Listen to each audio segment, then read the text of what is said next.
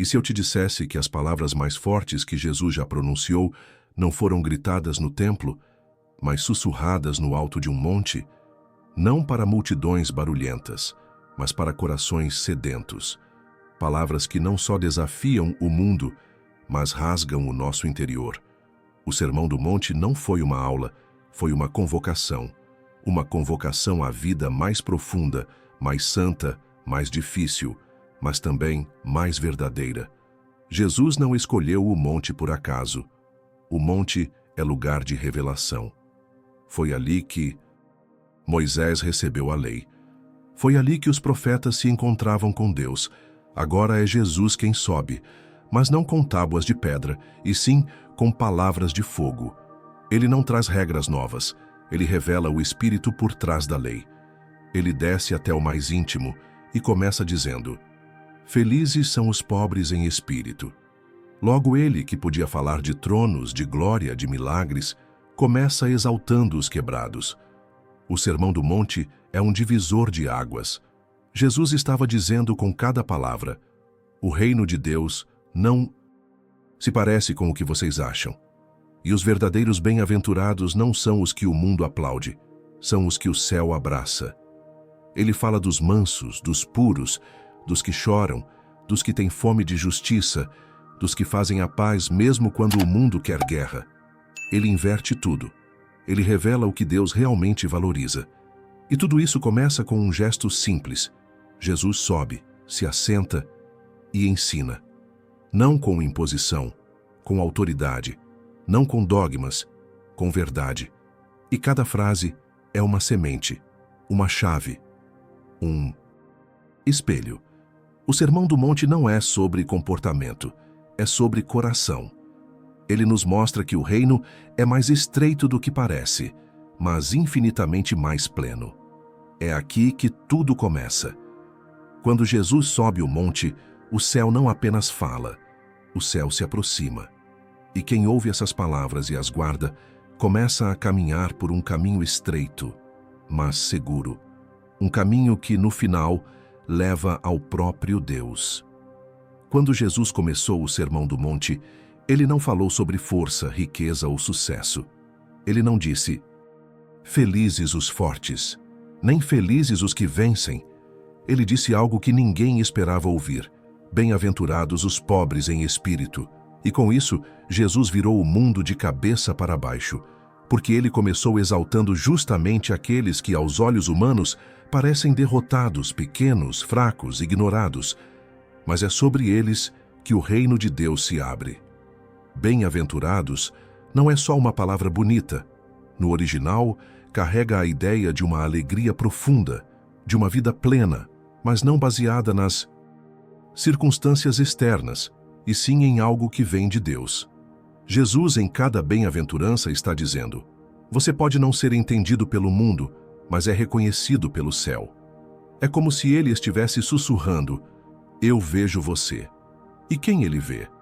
Os quebrantados, os humildes, os que choram, os que buscam a paz, os que são perseguidos por fazerem o certo, mesmo que ninguém mais os defenda.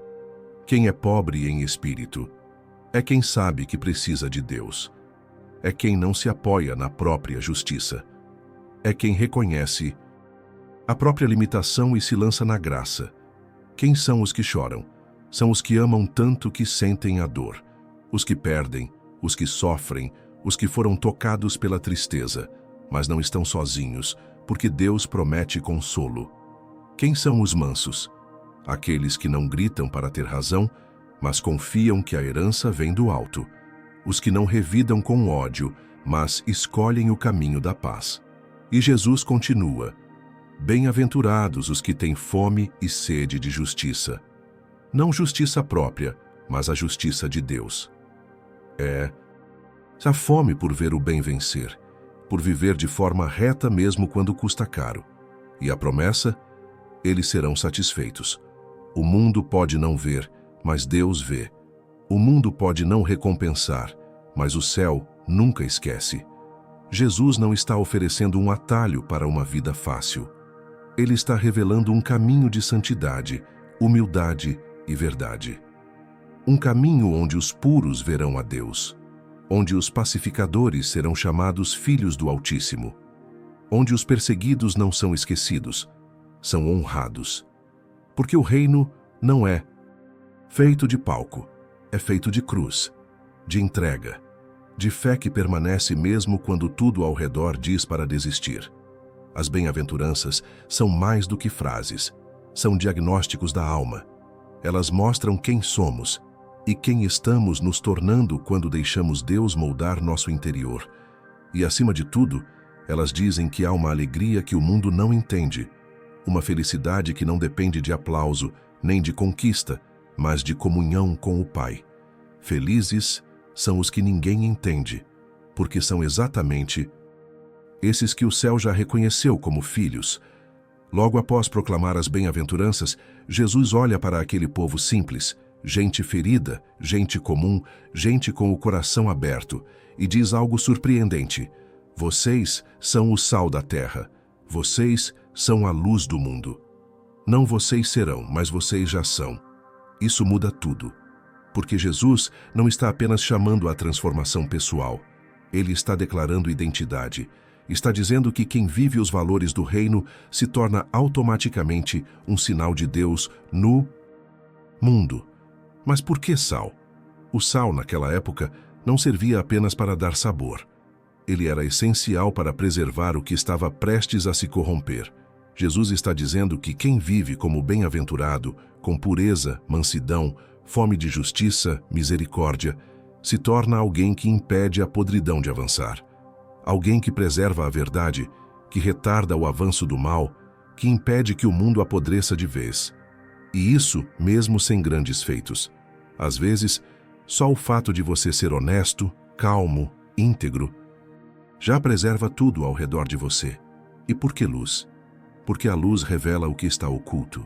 Ela dissipa a escuridão, ela mostra o caminho. Jesus está dizendo: o mundo está escuro, perdido, cego. Mas vocês, com sua vida, com suas escolhas, com sua maneira de amar, vão iluminar o caminho. E é importante perceber, Jesus não disse para sermos tochas imponentes, nem refletores gigantes. Ele apenas disse: luz. Às vezes, é uma vela no quarto escuro, mas já basta para mudar tudo. Viver como sal e luz não é sobre fazer barulho, é sobre viver com coerência. É sobre permitir que o mundo veja Deus nas suas atitudes. É quando sua resposta calma em meio ao caos revela o caráter de Cristo. Quando seu perdão inesperado revela a graça que você recebeu. Quando sua honestidade silenciosa no meio da injustiça grita mais alto do que 1000 discursos. Ser sal e luz é carregar o sermão do monte dentro de si, em cada gesto cotidiano. Mas Jesus também alerta: se o sal perder o sabor, para nada mais serve. Uma palavra dura, mas necessária. Porque viver no reino exige vigilância, exige profundidade. Não podemos nos tornar cristãos genéricos que falam de Deus, mas não vivem a transformação. A luz não foi feita para ser escondida. O sal não foi feito para ser insosso. Somos chamados para impactar, mesmo que em silêncio, mesmo que com dor, mesmo que pareça pouco. Você não precisa ser perfeito, mas se você carrega em si as marcas do reino, você já é sal, já é luz. E o mundo precisa de você vivendo essa verdade. Não para que te admirem, mas para que glorifiquem ao Pai. Porque quando alguém vê a luz verdadeira brilhando em você, o coração se volta para a fonte, e o céu sorri. Porque, mais uma vez, alguém decidiu não apenas ouvir o Sermão do Monte, mas viver o que Jesus revelou ali. No meio do Sermão do Monte, Jesus faz uma declaração que corta como faca. Se a justiça de vocês não exceder a dos fariseus e mestres da lei, de modo nenhum entrarão no reino dos céus. Mateus 5:20. Para quem ouvia aquilo foi um choque, porque os fariseus eram vistos como os mais justos, os mais religiosos, os mais rigorosos. Mas Jesus não estava falando de quantidade de obras, ele estava falando de profundidade de coração. A justiça do reino não é sobre aparência, não é sobre cumprir rituais. Não é sobre parecer santo para os outros. É sobre ser verdadeiro diante de Deus. Jesus vai além. Vocês ouviram o que foi dito, mas eu lhes digo. Com isso, ele revela que a lei não foi abolida, foi elevada. Ela não para no gesto externo, ela toca o interior. Ele não está atrás de mãos limpas apenas. Ele quer um coração transformado. Jesus diz, não matarás. Mas depois revela, se você odeia seu irmão, já caiu em condenação. Ele diz, não adulterarás. Mas depois mostra, se você deseja com o olhar, já adulterou no coração. Isso muda tudo, porque ele está dizendo que o pecado começa muito antes do ato. Começa nos pensamentos, nas intenções, nas feridas que não tratamos e nas vontades que alimentamos em segredo. E o reino de Deus começa justamente aí, onde ninguém vê. Jesus expõe a hipocrisia religiosa de quem fala bonito, mas não vive o que prega, de quem jejua para ser notado, de quem ora para ser admirado, de quem dá esmolas para receber elogios, e diz com clareza, eles já receberam sua recompensa. Ou seja, quem vive para impressionar o mundo, perde o céu. Mas quem vive para agradar a Deus, mesmo no oculto, será recompensado em glória. Essa é uma das partes mais desconfortáveis do Sermão do Monte, mas também uma das mais libertadoras, porque ele nos convida a sair do palco e entrar no lugar secreto, a parar de viver com máscaras e começar a viver com verdade, a parar de construir reputação e começar a cultivar caráter. Ele está dizendo, o reino não é para os que fingem, é para os que se arrependem. Se hoje você sente que está lutando por dentro, com pensamentos, com desejos, com mágoas que ninguém conhece, saiba, Jesus já sabia disso quando pregou. É esse sermão. Ele não te chama para ser perfeito por fora. Ele te chama para ser curado por dentro. Porque a verdadeira justiça não começa no templo, mas no coração. E é ali que o reino se estabelece. Ali que a paz começa. Ali que a transformação se torna real. Você pode não ter a aparência de um grande religioso, mas se tiver um coração sincero diante de Deus, quebrantado, disposto a ser moldado, então já está vivendo o que Jesus revelou naquele monte. Porque no reino dele, a aparência engana, mas o coração revela tudo. No ponto mais desconcertante do Sermão do Monte, Jesus pronuncia uma das frases mais difíceis e mais transformadoras de todo o Evangelho. Amai os vossos inimigos e orai por aqueles que vos perseguem. Mateus 5,44. É nesse momento que o sermão deixa de ser apenas bonito e se torna radical. Porque Jesus está dizendo que o amor verdadeiro não se mede pela forma como tratamos os que nos tratam bem, mas pela maneira como reagimos diante dos que nos ferem. O mundo ensina o oposto. Devolva na mesma moeda. Seja forte, não leve desaforo para casa. Quem feriu você não merece seu perdão. Mas Jesus desmonta essa lógica com a verdade do reino. Ele nos chama a amar aqueles que não nos amam, a abençoar os que nos amaldiçoam, a orar, não por justiça contra, mas por misericórdia sobre quem nos persegue. Não é um amor fraco, é o amor mais forte que existe, porque não nasce da emoção, mas da decisão. Essa radicalidade não é um capricho, é o reflexo da natureza do próprio Deus. Jesus explica, se vocês amarem apenas quem os ama, que recompensa terão? Até os pagãos fazem isso, mas sejam perfeitos como o Pai Celestial é perfeito. Mateus 5, 46, 48. E como é o Pai?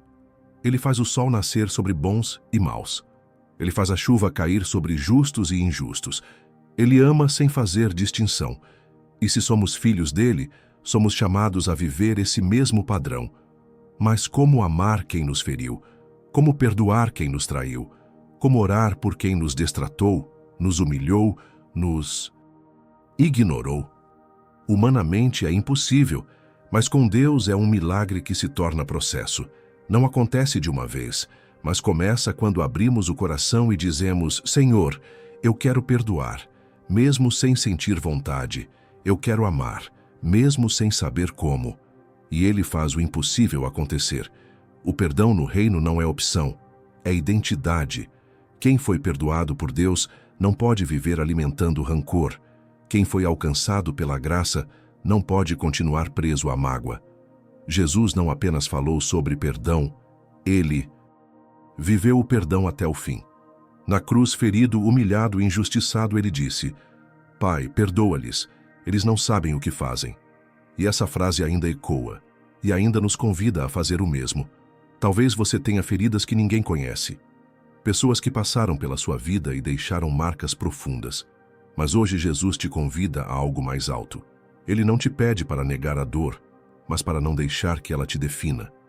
Ele não te pede para esquecer o que aconteceu, mas para decidir que isso não vai te aprisionar mais. Amar o inimigo não é sobre concordar com o que ele fez, é sobre dizer: minha vida não está nas mãos de quem me feriu, está nas mãos de quem me curou. Essa é a força do reino. Um amor que não se explica, um perdão que não se justifica, uma graça que escandaliza. E é justamente isso que prova que esse evangelho é verdadeiro.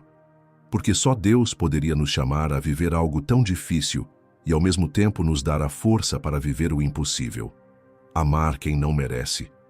Perdoar quem não pediu. Orar por quem nos rejeita. Esse é o caminho estreito. Esse é o coração do reino. Esse é o amor de Cristo. E é esse amor que transforma tudo. Em um mundo que exige tanto, corre tanto, cobra tanto, como é possível viver sem ansiedade? Como confiar, descansar, respirar fundo, quando tudo à nossa volta parece incerto? Jesus sabia que essa seria uma das maiores batalhas da nossa alma. E por isso, no Sermão do Monte, ele falou diretamente ao coração ansioso. Ele não minimizou a dor, mas nos ofereceu um caminho. Não andem ansiosos por coisa alguma. Busquem primeiro o reino de Deus e a sua justiça, e todas as outras coisas lhes serão acrescentadas. Mateus 6:33. A ansiedade é o fruto de uma alma que tenta controlar o que nunca esteve em suas mãos. É o peso de carregar o amanhã no colo, como se fosse possível garantir tudo.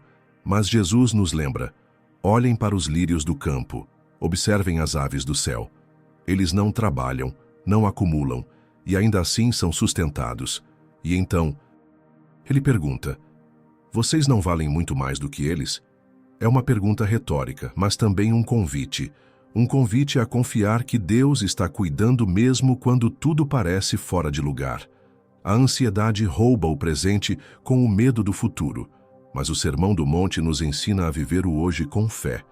Jesus não está dizendo para sermos irresponsáveis ou indiferentes. Ele está nos dizendo para sermos dependentes, para buscarmos o reino em primeiro lugar, não como uma teoria, mas como prioridade real. Porque quando Deus está no centro, todas as outras coisas começam a se alinhar. E esse todas as coisas não é sobre luxo ou excesso, é sobre provisão real, é ter o que é necessário para hoje, é confiar que o pão virá, que a graça virá, que a resposta virá, no tempo certo. Não se trata de negar os desafios da vida, mas de colocar o foco no que é eterno. A ansiedade sempre nasce de olhar demais para o que é temporário. Mas a paz nasce quando fixamos os olhos em Deus. Se você hoje está sobrecarregado, inquieto, cansado, ouça essa voz suave do Sermão do Monte. Não se preocupem. Não porque não há motivo, mas porque há um Deus. Um Pai que sabe do que você precisa. Um Pai que vê o que você não vê. Que já está no futuro, onde você ainda teme chegar. E que te convida a descansar agora, mesmo que nada esteja resolvido. A ansiedade se desfaz na presença de Deus. Não com mágica, mas com intimidade. A cada oração, a cada entrega, a cada manhã em que você diz: Senhor, eu não dou conta. Mas o Senhor dá. E esse é o segredo do reino. Não é o controle que traz segurança, é a entrega. Porque o Deus que cuida dos pássaros também cuida de você. E se hoje o medo apertar, que essa verdade te sustente. Você está nas mãos de um Pai que jamais falhou e jamais falhará. Senhor, diante da Tua palavra meu coração se cala. eu ouvi as palavras do teu filho naquele monte, palavras que não são apenas bonitas, mas cortam, expõem, transformam.